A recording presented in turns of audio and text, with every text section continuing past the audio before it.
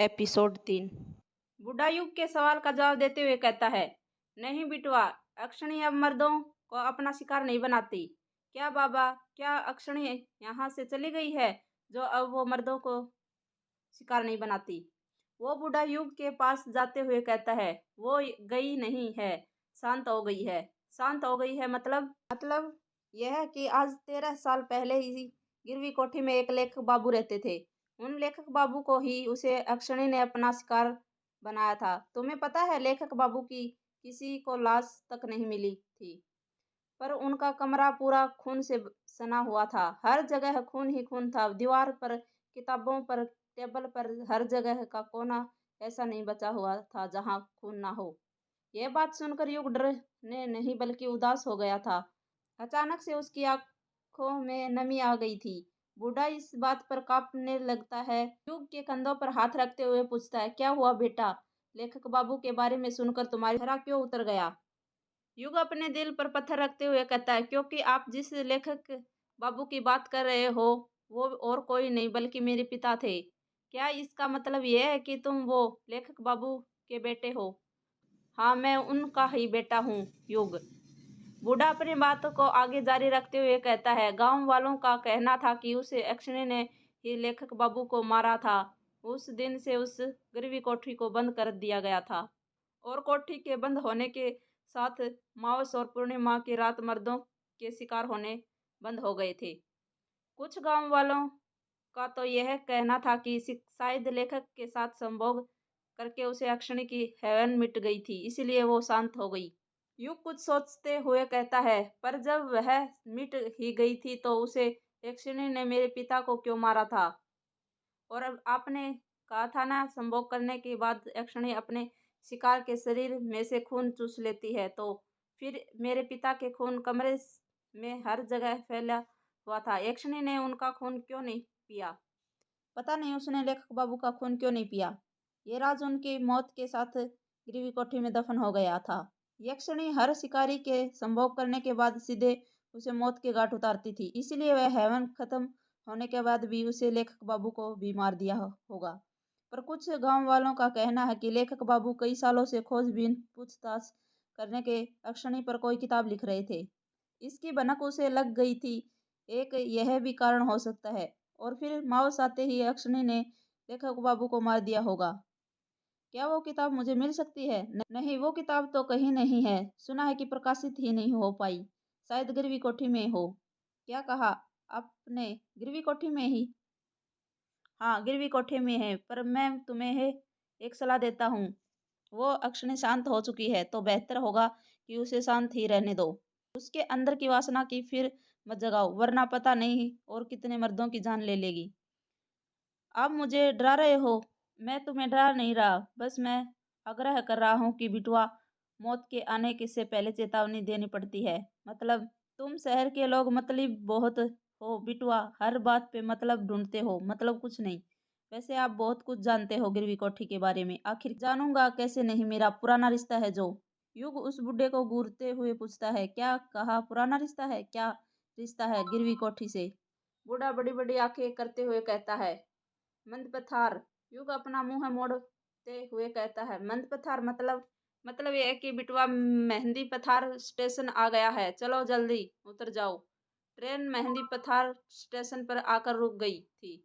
युग और वह बूढ़ा अपना अपना सामान लेकर ट्रेन से नीचे उतर जाते हैं। स्टेशन ज्यादा बड़ा नहीं था और पूरा सुनसान पड़ा हुआ था। स्टेशन पुराने जमाने का था। लाइट भी नहीं थी, एक दो ही जल रही थी जो बार बार बंद चालू हो रही थी।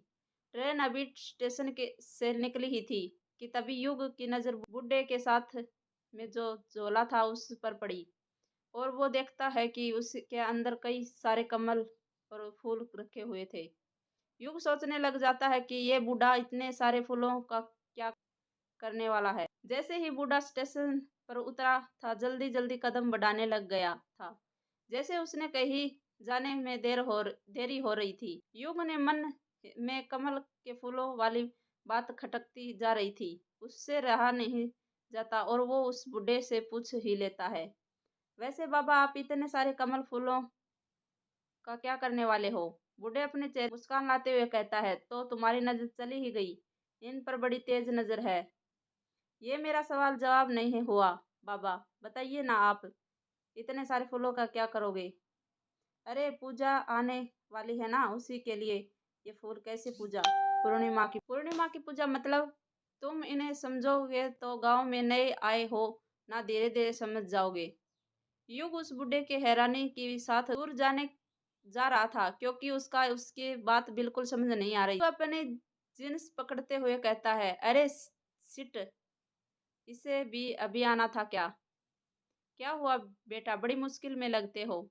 बाबा, हाँ बाबा, वो यहाँ पर कहीं वॉशरूम है क्या? बूढ़ा अपना सर झुकाते हुए कहता है, वॉशरूम मतलब बिटवा? मतलब टॉयलेट, पेशाब घर बाबा। अच्छा ये बोलो ना, तुम्हें टंकी खाली करनी है। युग चिढ़ते हुए कहता, हाँ वही।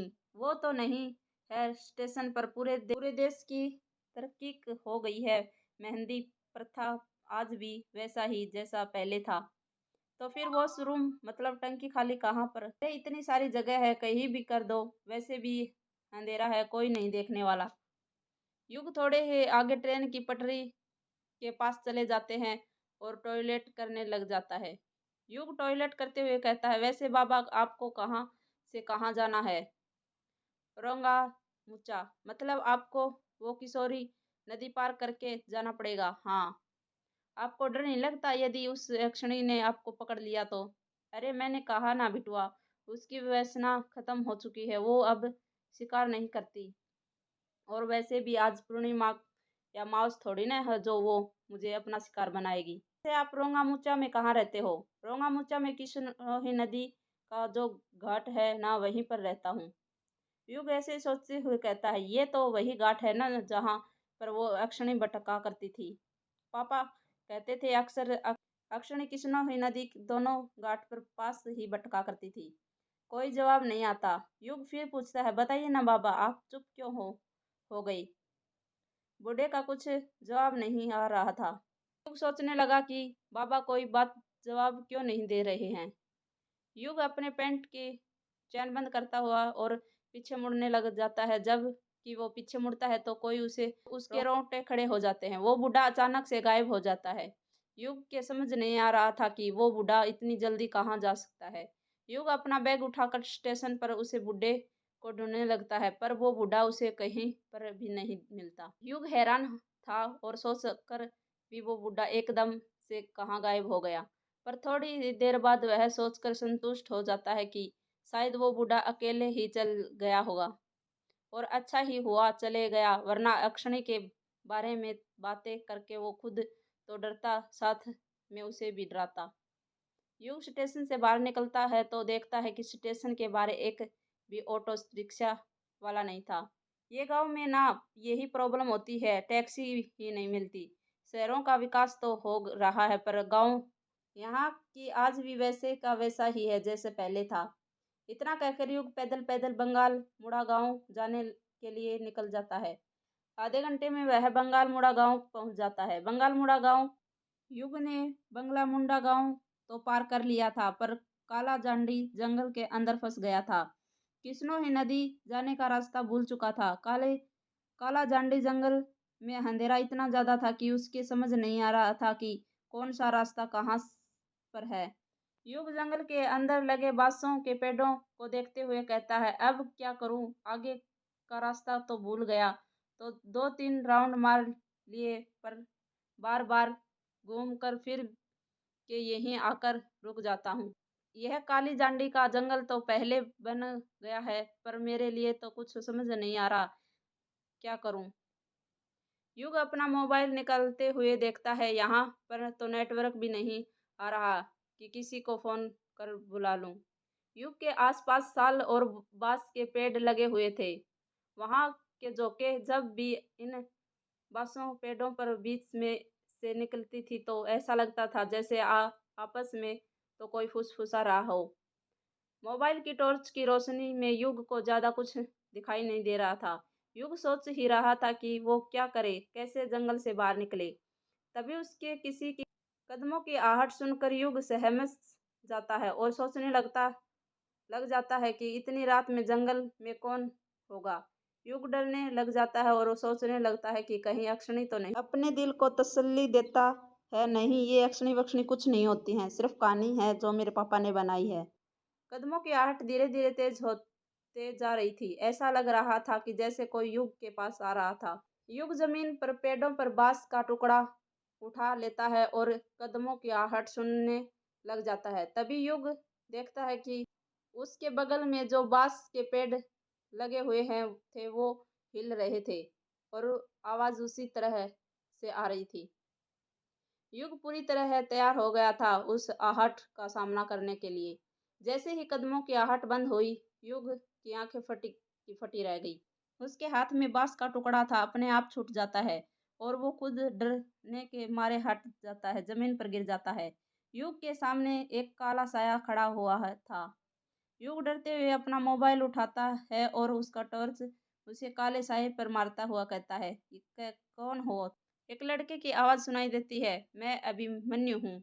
जब टॉर्च की रोशनी उस काले साए पर पड़ती है तो युग देखता है कि वो लड़का साया किसी और का नहीं बल्कि उसी के उम्र के एक लड़के का था, जिसके लंबे लंबे गुलहरी गर्दन तक बाल थे और उसने आंखों में बड़ा सा चश्मा पहना हुआ था। उस लड़के के हाथ में एक डिवाइस था जिससे देखकर ऐसा लग रहा था जैसे कोई रिकॉर्डिंग नाप वाला हो। अभिमन्यु की तरफ हाथ बढ़ाते हुए कहता, उठ जाओ, नीचे क्यों लेटे हुए हो? युग अभिमन्यु का हाथ पकड़ता हुआ कहता है, लेटा नहीं, तेरे कारण डर गया था। क्या कहा? मेरे कारण डर गए थे? क्या तुम डरपोक हो क्या? क्या बोला तूने? इतना कहकर युग अभिमन्यु के चेहरे पर टॉर्च मारने लग जाता है। जब युग गौर से अभिमन्यु का चेहरा देखता है तो हैरानी के साथ कहता है, कहीं तुम अभी तो नहीं है? कहीं तुम अभी तो नहीं? युग अपनी बात पूरी करता उसे से पहले अभिमन्यु भी युग की तरफ उंगली करते हुए कहता है, और तुम युग हो ना? इतना कहकर ही दोनों एक दूसरे के गले मिल जाते हैं। अभिमन्यु युग बचपन का दोस्त था।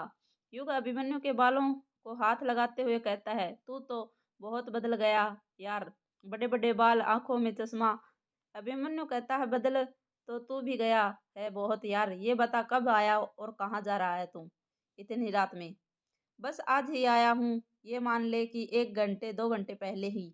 और मैं तो अपने घर गिरवी कोठी में जा रहा हूँ। तू बता तू कहाँ जा रहा है इतना सुनसान जंगल में, वो भी इतनी रात में? और तूने ये बाल इतने बड़ा क्यों कर रखे हैं? एक पल तो मुझे ऐसा लगा जैसे वो थी। अभिमन्यु हैरान के साथ पूछता है, वो थी मतलब? युग बात घुमाते हुए कहता है, छोड़िए ना, और तू पहले मेरे सवाल का जवाब दे। ये बता तू इतनी रात में यहाँ पर क्या कर रहा है? मुझे तो कुछ गड़बड़ लग रही है। यार गड़बड़ वड़बड़ कुछ नहीं है। अगर मैंने बता दिया कि मैं यहाँ पर क्या कर रहा हूँ तो हंसेगा, इसलिए बेहतर होगा कि मत जानना। अरे नहीं हंसूंगा भाई, पहले तुम बता तो यहाँ पर क्या कर रहा था? अभिमन्यु धीरे से कहता है, मैं यहाँ पर भूत पकड़ रहा था। युग को सुनाई नहीं देता और वो फिर पूछता है, क्या कहा? अभिमन्यु युग के कान में चिल्लाते हुए कहता है, भूत पकड़ रहा था यार। अभिमन्यु की बात सुनकर युग जोर जोर से हंसने लग जाता है और कहता है, तुम पागल हो गए हो क्या? ये कैसी बात कर रहे हो? मुझे लगता तेरे बचपन की ये आदत भूतों पर विश्वास करने की चली गई होगी और तू अब समझदार हो गया है। पर तू तो अभी भी नहीं सुधरा है यार, पूरा वैसे का वैसा है जैसे बचपन में था, डब्बे का डब्बा। अभिमन्यु नाराज होते हुए कहता है, मैंने कहा था ना तू हंसेगा, इसलिए नहीं बता रहा था। युग को गलती फील होने लग जाती है और वो धीरे से कहता है, सॉरी यार, चल छोड़ ये बात, क्या करता है आजकल तू? मेरी गुवाहाटी में जॉब है, अभी छुट्टियां मनाने आया हूँ। गुवाहाटी में जॉब है, पर किस चीज़ की?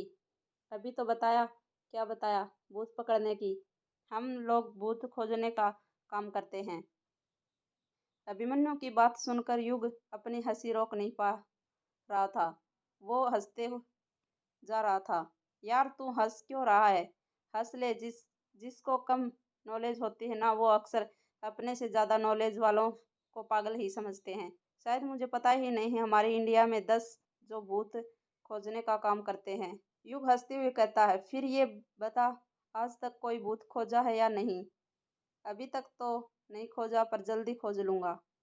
और वो कैसे? अभिमन्यु अपने हाथ में एक डिवाइस दिखाते हुए कहता है, इसकी मदद से। युग हैरानी के साथ पूछता है, ये क्या है? इसे इलेक्ट्रोमैग्नेटिक फील्ड मीटर कहते हैं। मतलब यह है कि एक मीटर का इस्तेमाल एक टाइप के अंदर इलेक्ट्रो फील्ड में होने वाले अंतर को जांचने के लिए किया जाता है। कहते हैं किसी जगह पर भूत प्रवेश करते हैं तो वहां इलेक्ट्रॉनिक फील्ड में बदलाव आता है, भूतों का पता लग जाता है। इसमें एक अलग तरह की सेंसर भी लगा होता है जो बजता है और हमें बताता है कि हमारे आसपास की अदृश्य शक्ति है। यूं कुछ बोलता है उससे पहले ही एक इलेक्ट्रोमैग्नेटिक फील्ड मीटर बजने लग जाता है। युग हैरानी के साथ पूछता है, ये क्या हो रहा है? ये डिवाइस इतनी आवाज क्यों कर रहा है? अभिमन्यु अपने आसपास देखता हुआ कहता है, ये संकेत है कि हमारे आसपास कुछ है। युग धीरे से कहता है, मतलब भूत? हाँ। दोस्तों, हमारी वीडियो पसंद आए तो लाइक शेयर कमेंट सब्सक्राइब कर